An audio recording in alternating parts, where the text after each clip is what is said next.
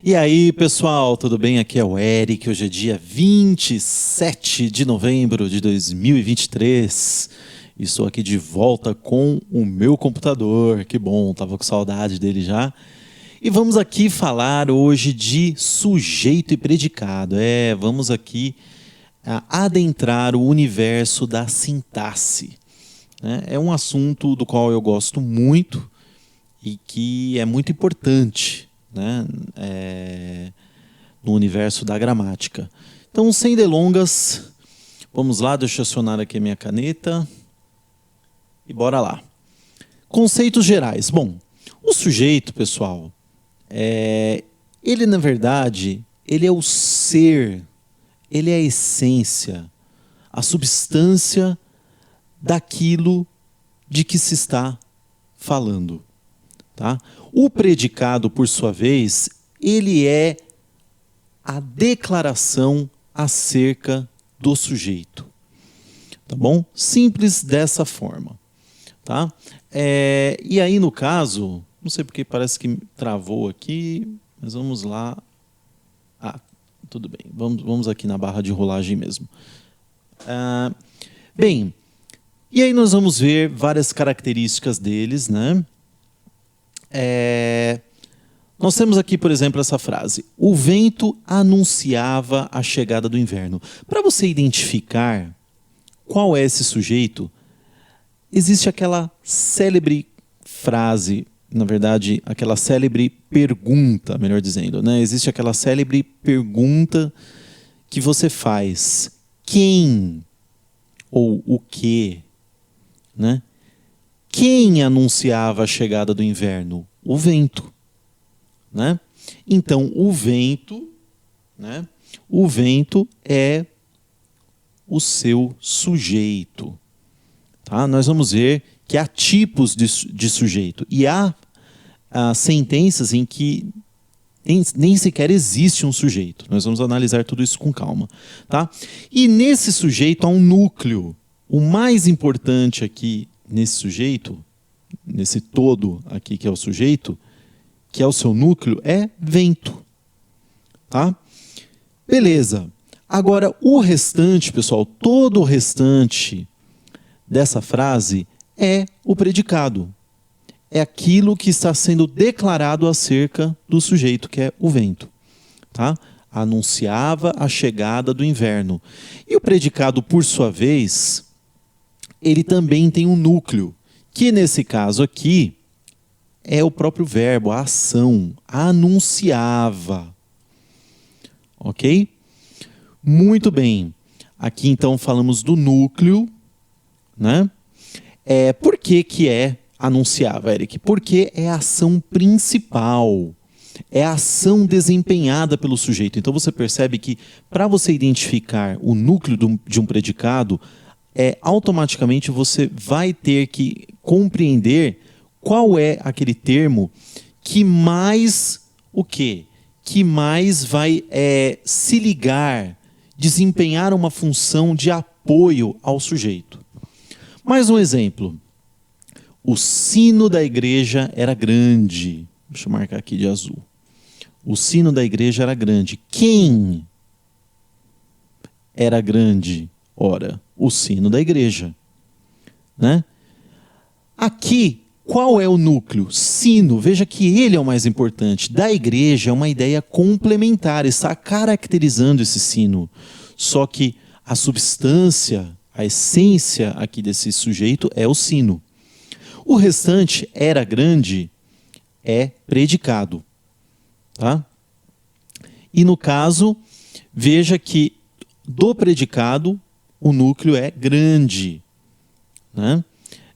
Até porque a gente vai ver aqui que esse verbo é um verbo de ligação. Né? Então ele não pode ser considerado aí realmente como núcleo. Então grande vai caracterizar o quê? Ele é o que mais caracteriza o núcleo do sujeito, que é o sino. Bem, vamos classificar então esses sujeitos. Né?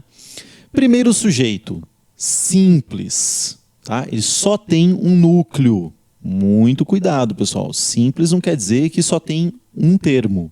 Aqui, por exemplo, as rosas têm espinhos. Tem espinhos, perdão. Deixa eu ler corretamente, né, para não ler de qualquer jeito. Nessa frase, as rosas têm espinhos, você tem aqui um sujeito que é composto por dois termos, as rosas, mas o núcleo é rosas. Quando só há um núcleo, sujeito simples. Quando eu tenho dois ou mais núcleos, aí eu já tenho um sujeito composto. Por exemplo, aqui o pai e o filho caminhavam lado a lado. Um sujeito expresso, quando ele está explícito. Eu gosto de viajar. Quem gosta de viajar? Eu. Está aqui declarado. Né? Repare que, por exemplo, aqui as rosas têm espinhos, também é um sujeito expresso. Agora, existem aqueles sujeitos que são ocultos ou elípticos. Olha essa frase, viajarei amanhã. Quem viajarei amanhã? Eu. Mas o eu não está escrito aqui. Trata-se de um pronome oculto. Né? E, consequentemente, como estamos no mundo da sintaxe, então você vai dizer que é um sujeito oculto. Sujeito agente é aquele que realiza a ação. Né? Na voz ativa, o Atlântico banha nosso litoral. Sujeito paciente é aquele que recebe a ação. Nosso litoral é banhado pelo Atlântico. Quem é banhado pelo Atlântico? Nosso litoral. Olha aqui a jogada. Né? Então você percebe que isso aqui está na voz passiva, portanto é um sujeito paciente. Do mesmo modo, como lá em cima nós temos uma frase na voz ativa, o que caracteriza um sujeito agente. Tá bom? Indeterminado, como que é esse negócio de sujeito indeterminado, Eric? Sujeito indeterminado é aquele que não pode ser indicado. Então, quando você tem um sujeito indeterminado, não é possível indicá-lo com exatidão. Olha essa frase, pegaram o ladrão na esquina. Quem pegou? Não dá para saber. Repara que você tem, normalmente aqui, e na verdade, para ser mais preciso, sempre você vai ter aqui uma situação de terceira pessoa do plural. Tá? Então, quando há uma terceira pessoa do plural, você tem uma indeterminação, um sujeito indeterminado. Olha aqui, olhavam-me com admiração. Quem? Bateram palmas. Quem? Né? Então, você tem aí também essa situação. Outra situação que você tem para indeterminação é a terceira pessoa do singular quando está acompanhada do pronome se. Olha esse exemplo. Naquele restaurante come-se bem. Quem é que come bem? Não dá para determinar. Né? E também o verbo no infinitivo pessoal. É triste ver. É bom saber. Tudo isso daí é indeterminação. E por fim, uma oração sem sujeito. Né? Ela vai acontecer com algumas condições, que são quais? Verbos impessoais na terceira pessoa do singular. Quais verbos são esses, Eric? Haver, no sentido de existir. Vou até pôr aqui em verde, ó. No sentido de existir, acontecer, realizar, ocorrer. Muito cuidado, hein? Havia grades nas janelas. Quem havia? Não há sujeito aqui. Fazer, passar, ser, estar com referência a tempo, pessoal. Olha, faz 7 anos que me formei. Já passava das 5 da tarde. Era um domingo de verão. Cuidado, hein, pessoal? Era aqui referente a tempo, ok? Estava muito calor naquela tarde. Todas essas situações aqui que envolvem esses verbos nessa condição de tempo, tanto com relação ao tempo cronológico quanto à temperatura. Né? Quando você tem esses verbos aqui, envolvendo essas situações, esses contextos, você tem uma oração sem sujeito. Outras situações também, fenômenos naturais, pessoal, chover, ventar, nevar, gear, relampejar, amanhecer, anoitecer, entardecer, etc. Choveu muito no fim de semana. Quem chove? Pô, ninguém, meu. Anoiteceu lentamente, a mesma coisa. Tá? Predicado, pessoal, predicado também é classificado. Ele pode ser classificado entre nominal, verbal e verbo nominal. tá? Nominal, quando o núcleo dele é um nome, ou seja, substantivo, adjetivo ou pronome, ligado ao sujeito por meio de um verbo de ligação. Que verbo de ligação é esse aí? Pois bem, nós vamos ver aqui. Mas, de qualquer forma, quando acontecer desse núcleo ser ligado ao sujeito por meio de um verbo de ligação, que nós vamos ver daqui a pouquinho, nós vamos chamar esse núcleo de predicativo do sujeito. Tá bom? Muito bem. Olha só. As crianças eram espertas. Repara que, ó, aqui esse era, ou melhor, aqui está como eram, né? Lá em cima era o verbo estava conjugado como era. De qualquer forma, lá se referia a tempo. Aqui não, né? Aqui se refere a um estado, né? Então, nesse caso, o verbo ser é um verbo de ligação, tá? E o espertas, que seria, fora do mundo da sintaxe, um adjetivo, ele vai ser chamado de núcleo do predicado, tá? Porque é uma característica do sujeito. A professora ficou feliz. Ficou. Outro verbo aí que também é um verbo de ligação, né? Então, de maneira que esse feliz também vai ser o quê? Vai ser, da mesma forma como aqui em cima, um predicativo do sujeito. Tá bom? Os verbos de ligação são esses aqui, pessoal. Não tem como errar. Ser, estar, ficar, parecer, permanecer, continuar, andar. Cuidado que não é andar de caminhar. É andar de estado, por exemplo. Eu andava muito alegre. Ele anda muito satisfeito. E assim por diante. Tá bom? Esse é o caso do predicado nominal. O verbal, pessoal, é aquele em que o núcleo é um verbo. O núcleo é um verbo, seguido ou não de complemento. Olha, as cerejeiras floresceram. Ó, você só tem floresceram. Então, obviamente, o floresceram é o núcleo, né? E aí, por ser um verbo, caracteriza um predicado verbal. A criançada gostou da comida, né? Então, eu tenho aqui o gostou sendo núcleo, portanto, sendo um verbo, caracteriza um predicado verbal, né? E o da comida, no caso, é um complemento. Tá? É muito importante agora falarmos o verbo nominal. Tá? É quando o núcleo é um verbo e um nome. Tá? Veja bem aqui, ele tem um jeitinho bem curioso aqui, ó. Voltou o ferido, né?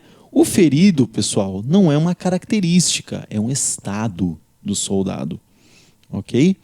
Então, nesse caso, eu tenho tanto um verbo quanto um nome. Aqui no caso, um adjetivo, lembra? Pode ser substantivo, pode ser um adjetivo também, né?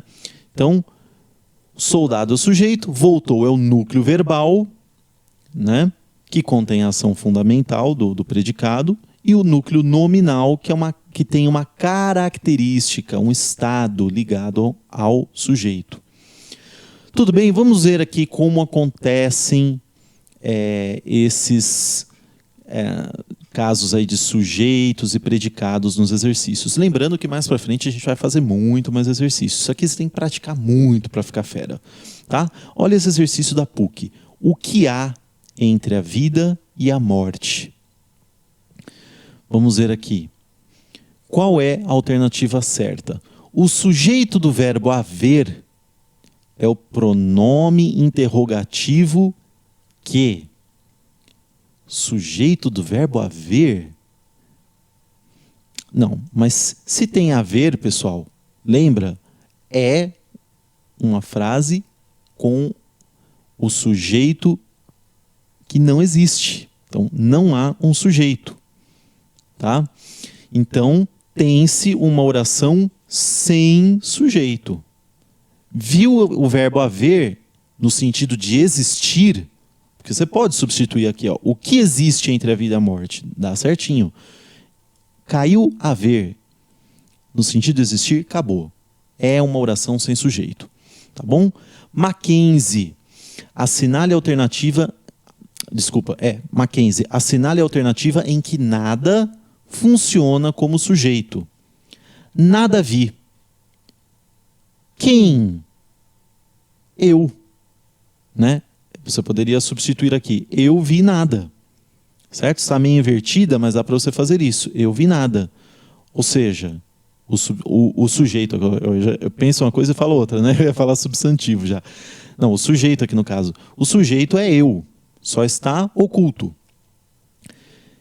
Quem nada quer? Pode ser ele, pode ser ela.